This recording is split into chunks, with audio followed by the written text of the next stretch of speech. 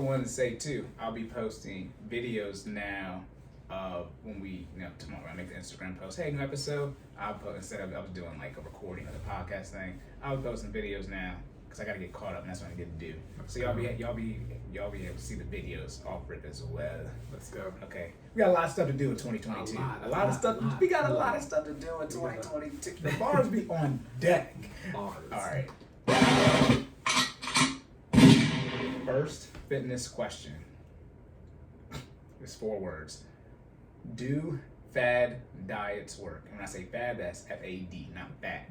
We call you obese on here, so we correct, man. You said that. You know you said that? What?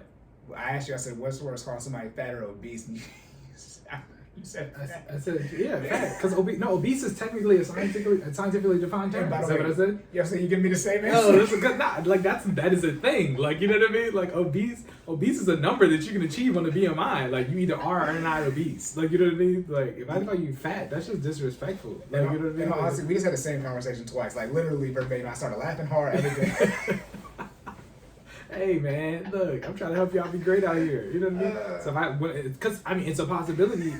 Again, if I'm giving you that real, as sometimes your trainer might do, if I call you obese, know that I'm not coming at your neck, but it's a number defined by a scale, or by an index. I'm sorry. So you either are or not. Like I don't control that. You know what I mean? You said it with so much confidence. Oh, fat.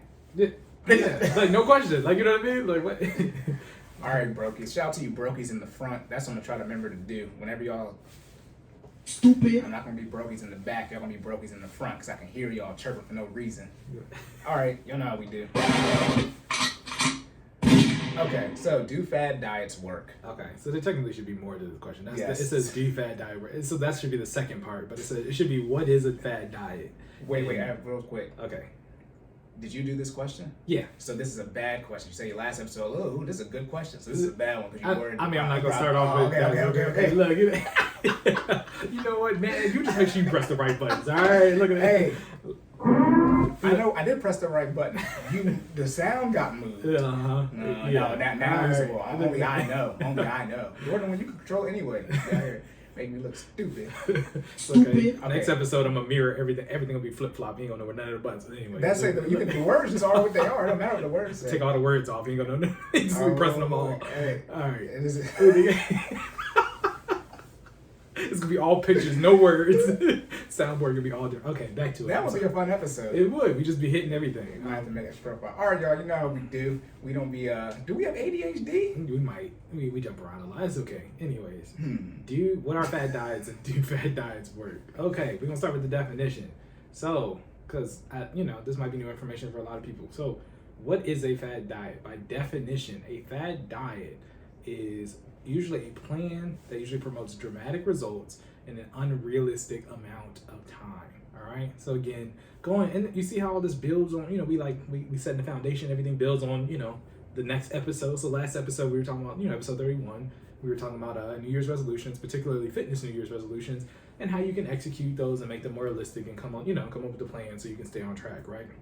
So for our people who take part in fitness New Year's resolutions, most of you attempt to, change up your diet. And we didn't talk about that as part of the plan, but we're going to talk about it on this episode. You try to change up your diet to execute your New Year's resolution goal. Because by definition, in order to lose weight, you have to create a caloric deficit. And to be a well-balanced plan, you can exercise an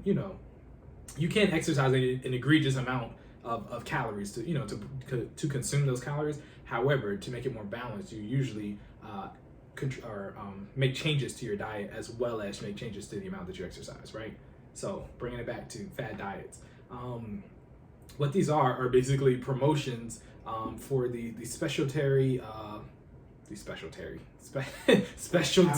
Please, look, you just gonna let me ride with that word, specialty. I already told you I didn't know what fad diets were, so I'm sitting down. Just let me talk. Okay. Because I was like, because you be using them words.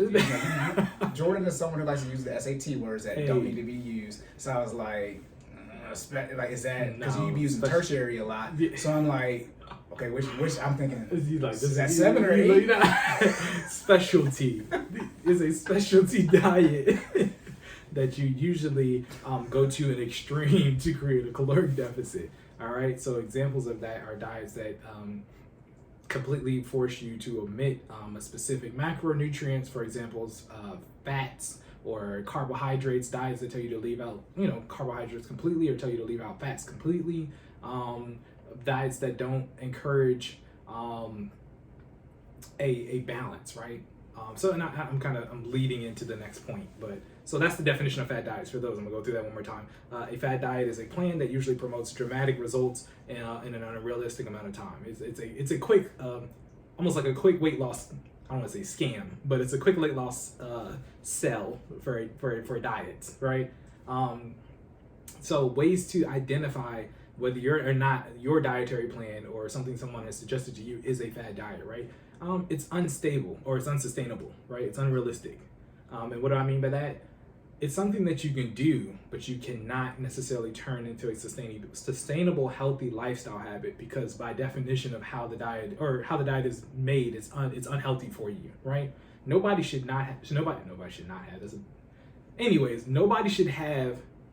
be without, let me be very clear. Nobody should be without carbs forever, right? Nobody should be without proteins and fats forever, right? If you're going to start your New Year's resolution, let me be very clear, bottom line up front, the answer is no. I do not recommend that you use a fad diet when you're making a lifestyle change or trying to live up to a New Year's resolution, or just in general, right? I don't recommend using a fad diet because it's not creating a sustainable, healthy lifestyle habit. So I'm trying to get back into that pattern where I answered the question first and then I'm gonna give you the reason why afterward, but I already started the explanation. But so bottom line up front, no, do not use a fad diet. But here's why, right? Fad diets, again, are unsustainable. While you usually lose a large amount of weight up front, they are not sustainable, and that's what I mean by them being unstable. If you remove carbohydrates from your diet, right? You will by definition lose weight, because carbs are usually the first thing that get turned into glucose or sugar for energy for your body to go through.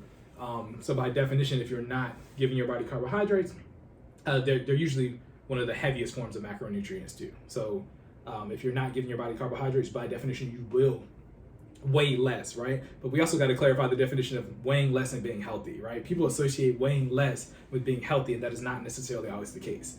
And we'll talk about that later in the fad diet definition. But I'm sorry, not fad diet definition, but the fad diet answer.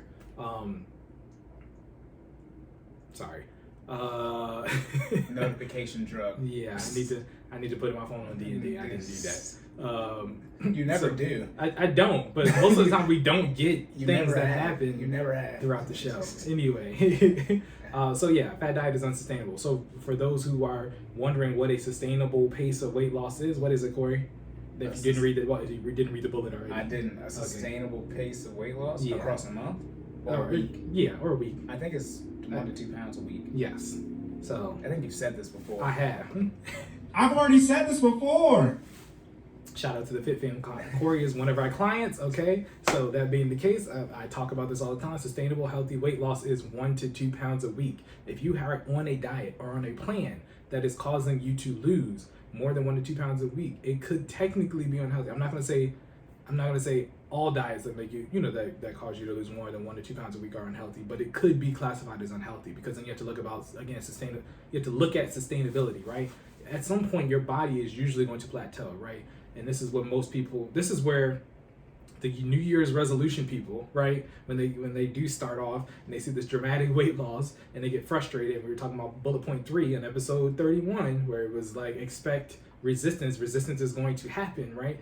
What happens is your body begins to plateau when you're doing fat or weight loss, not fat loss, weight loss, whatever. When you're losing weight, right? Your body does not continually lose weight at the same rate that it did when you first started. So you might have a day or a week where within that week you lose 5 pounds, right? And that's because I'm talking about somebody who doesn't, work out at all, or doesn't work out at the level in which they're planning to sustain for the duration of their plan, right? And if you do that for, the 5 days that you've intended and you lose 5 pounds, you think that you're in your head, psychologically, you've made that your rate of fat loss for you think that's going to be sustainable for the the duration of your plan, right? And that is not necessarily the case. If just because you lose 5 pounds in the first week does not mean that you're going to be losing 5 pounds for every week to come or to follow afterward, right? The problem is your mind has already wrapped itself around that number already. So that's what your expectation is, and that's not always the case, right? Healthy weight loss again is 1 to 2 pounds a week. So if you're on a fad diet, usually that's what happens when you're on a fad diet, right? You might have an extreme weight loss followed by no weight loss immediately followed, or it might be less than 1 to 2 pounds a week, and that is because you are taking part, or your body is not necessarily getting the proper nutrition because it is on a fad diet, or is on a diet without carbohydrates, or a diet without fats altogether, or a diet that is purely based off of pills, or a diet that's purely based off of powder, right? A diet. Pills and powder. Yeah, I mean, listen. This is powers. Franklin and James St. Patrick. Like, hey, man. Pills and powder. Listen, you out here doing some wild stuff. Oh my God. Okay, that's good. We don't have some type of drug-related sound. That's a good thing. Looking on the soundboard, couldn't find one. Oh my goodness. We did have the Law and Order dunk. That's what I just said. That's Yeah, gone. we're gonna put that back on the other one. Oh my goodness. But okay, you got the pills and powder that you can take. Yeah. So again, an example, right? Hydroxycut, right? Hydroxycut is a pill supplement that is sold to people that promotes basically fat loss with nothing but drinking a large amount of water, taking these pills, and it doesn't promote you to be active, right? It doesn't promote balance. It just says that you can take these pills and drink water and you'll lose weight. And chances are with fitness, anything that is a quick weight loss pitch is usually a scam, right? Fitness or weight loss, your weight loss journey or whatever your goal is going to be is a process. It's balanced, right? It is well-rounded. Execution should be well-rounded, right? I'm not going to be one of those people, or not just me in particular, but a trainer should not tell you to only eat and not work out. And I'm not going to tell you to only work out and eat whatever you want. You know what I mean? There should be a balance of the two to technically reach the goal that it is you're trying to reach, right? So anything that promotes, again, favor one way or the other is usually a scam, okay? Or a fad diet in this case. I'm using scam and fad diet interchangeably. I mean, that's just how I feel in this. I said what I said when I said it. Anyways. Okay. Look. Okay. Because, hey, man. It's over 9,000! Hold on, no, I've never used this feature. Tell us how you really feel.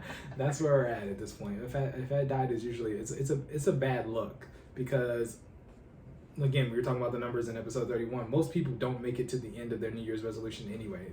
And a large contributor to those numbers is people who try to take these shortcuts or the quick way to hitting their goals, not realizing, again, that it's unhealthy and unstable, right, or unsustainable. So, if you participate in, your way to hit your weight loss goal is by taking hydroxycut, you're already in the 91% that's not going to make it. Congratulations. You know what I mean? Because you're doing something that's not recommended, right? There are no shortcuts. You got to put in the work. You have to develop the lifestyle habits. You have to build consistency. You have to build discipline. You know what I mean? You got to eat right. You got to show up every day. It's hard work, but the results are worth it, right? The sustainability is worth it. The health and wellness that comes with it is worth it. All right. Getting back to fad diets. So, how do you know if your diet is a fad? Again, it's unsustainable. Can cause severe side effects. Mm-hmm. So, this is, again, we started talking about the pills, the powders, the lack of carbohydrates, all of these things. When you're talking about a diet. So, stepping away from fad diets for a second, we're talking about the diet you should have, right? Everything is good in moderation, right? With the exception of clearly of stuff that you're like allergic to, right? But I've never, I don't want to say I've never met, but I've never met somebody who's allergic. I got to say that, you know what I mean? I got to be clear on what I mean.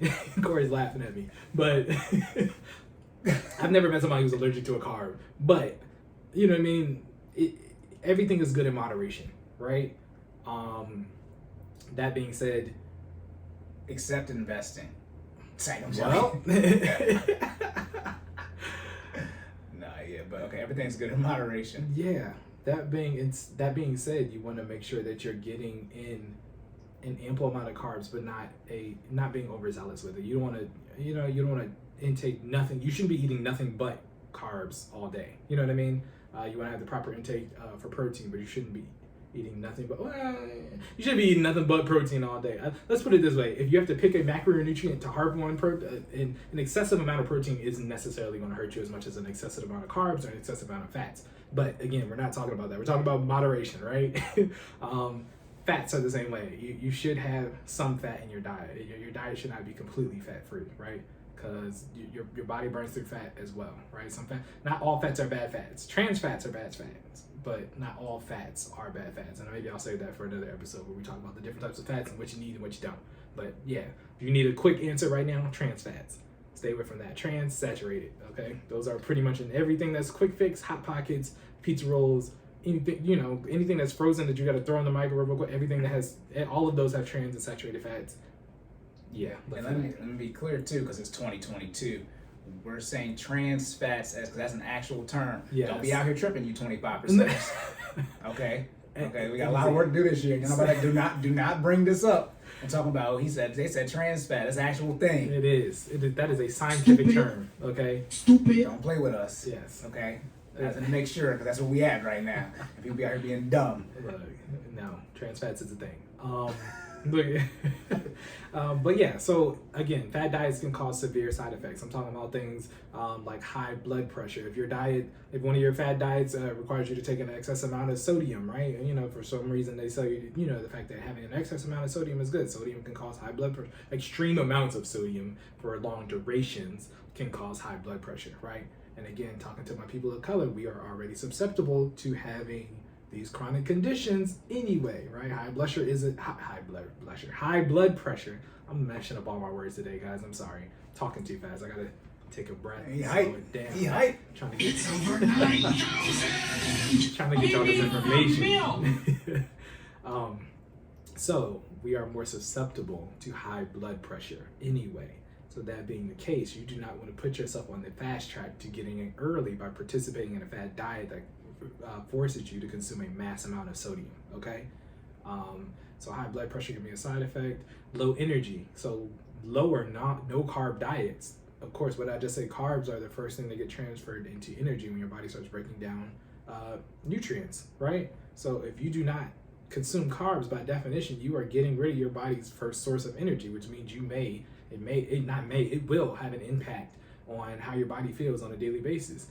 The perfect example of that, I mean, you can reduce the amount of carbohydrates. There's nothing wrong with reducing, but you shouldn't eliminate carbs altogether because your body looks for that to turn it into energy. All right. If you wake up in the morning and usually eat breakfast, breakfast is one of those meals. Honestly, it usually consists of the most amount of carbohydrates that you're going to have throughout the day, unless you're a pasta eater. If you're a dinner person and you eat a lot of, like lasagna, spaghetti, whatever, pasta, rice, those type of things, you eat a large portion of your carbohydrates at dinner time. But otherwise, if you're a person who eats a lot of pancakes, a lot of waffles, a lot of croissants, a lot of bagels, you know what I mean? Breakfast is a high carb meal. So if you're used to that, and then you go into a dietary plan where you no longer have access to those things, or you skip breakfast altogether because you're trying to create a caloric deficit, again, which is a thing. I'm not gonna, depends on what your plan is. It could be a good thing for you. It could be a bad thing. I'm an intermittent faster, so I'm one of those people who usually tends to skip out on those carbs for breakfast, but my body is used to that. If you've never done that before, and you now try to put yourself in a position where you are now giving up your waffles or your bagels or your, whatever your carbohydrate it is that you had during breakfast, and not having anything to replace it, you will definitely feel that over the next couple of days, maybe in the next couple of weeks, for your body to adjust. Okay. Are you gonna say something? I was gonna say some of you need to give up the Starbucks though because you can't afford it. Yes. Still go though because I own the stock. But Cory's double-sided. Look, no, don't go. I'm not being double-sided. Please do anything you can to increase my net worth. That is always at the top of the list. And everything else can take a big L. See, I gotta counteract him on that because I'm worried about your health and wellness. And nothing at Starbucks is, I don't want to say nothing. Very little at Starbucks is healthy. All right, those are okay. We're talking about bad things to have in your diet. Those are bad carbs. Those carbohydrates are pretty much pure sugar. And that's not what you need. When I say your body turns carbohydrates into glucose so your body can burn it, there's a different process for that. We talk about sugar, like straight. I'm talking about the powder. It's already sugar in the drink. You know what I mean? Like I told you, the phrase for this year though is y'all gonna do what y'all gonna do. So if y'all gonna, at least run my stocks up. Look, if we gonna pick one. I love to say we giving you the house stuff, but Cory's saying you're not gonna apply it anyway. So if you're gonna do it, go ahead and keep going. Not Dunkin' Donuts. Let's go to Starbucks. Thank you. Oh gosh. Hey, people got mad that they was going to increase their employee's salary, which is weird because y'all was complaining about that. Listen, I gotta pick a side and stand on it. Yeah, man. But yeah. So you gotta watch out them carbs if you cut out them carbs in the morning. So that'll be low energy, and then vitamin deficiency. Some diets again will tell you that the answer is in pill or powder form, and you gotta realize, as opposed, not just macronutrients but micronutrients, aka vitamins and minerals, are available in all foods, right? So if you get rid of your diet to completely supplement it out with just powders and pills, which if we had to rate fad diets, the powders and pill thing is at the top. Don't do those. As far as when I say rate them, the things you absolutely should not be doing, do not replace all of your food with powders and pills, ladies and gentlemen. You will probably collapse. It will probably cause severe side effects, maybe something chronic or long lasting, okay? And I'm telling you this from experience because before I got the knowledge that I had now, I've taken part in some powders and some pills. I'm letting y'all know. The kind that are legal, that are sold supplements. Let me be very clear. Please. I'm cleaning this up because I said, listen, I took part in some supplements for weight loss, okay, that had adverse effects on my body. All right, let me be very, very, very clear about what I meant by powders and pills, okay? This is for entertainment purposes only. Nothing we're saying is true right now. Disclaimer, all right? Oh my goodness. But saying all that to say, again, nutrition is good in moderation. You want to have a little bit of everything, not a lot of one thing. Does that make sense? So anything that pitches that you should have a lot of one thing other than water. Technically there's a thing that's too much water. I know I keep saying things and contradicting myself. There's a thing that's too much water, but let's be honest, nobody ever reaches that point, right? There's a thing called water poisoning that you can get, but most of y'all don't drink the 32 ounces that you're required to drink anyway, so we ain't gotta worry about that. All right, so hey, big water game. We out here. Look, I got my side bottle. I got my big bottle. All right, because my big bottle running low, so I brought both. Anyway, we said drink water, but we can't budget on here. But we drink. Y'all see us drink water every time. Hey, if y'all know, if there's one thing y'all should know, we practice what we preach. Okay, we're not telling y'all to do something that we don't. You know what I mean? It's out here. We in these streets. Okay, all right. But bringing it full circle, that is how you identify. Whether your diet is a fad diet, it's either unhealthy and unstable, meaning that it might produce results up front, but doesn't yield you the results in the long term, and it can produce severe side effects. Last but not least, it's unbalanced, and I think I kind of touched on this already, but it basically means that it'll promote specifically things about nutrition versus without giving you any type of advice on exercise, or one way or the other. It'll tell you something specifically about exercise without giving you any type of advice or what you should be doing on nutrition. And ultimately, your journey should consist of a balance of both, right? It should be balanced nutrition, balanced amount of working out and exercise, and everything coexisting peacefully together, right? You should not have an excess of one or the other, okay? And bringing it back full circle, do fad diets work? No. And when I say no, I mean for the end result, for the long-term result, which should be creating a sustainable, healthy lifestyle habit.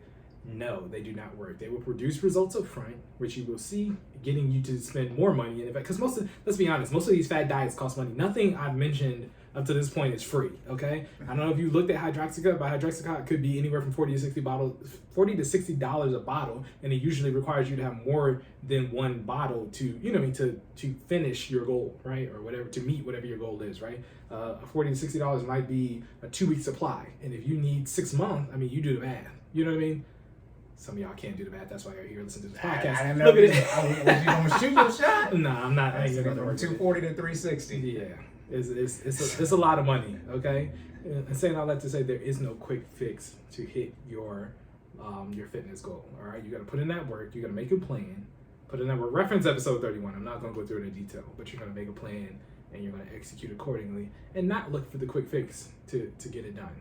All right? And I think that's pretty much it. That's it. You good to go? Yes, sir. All right.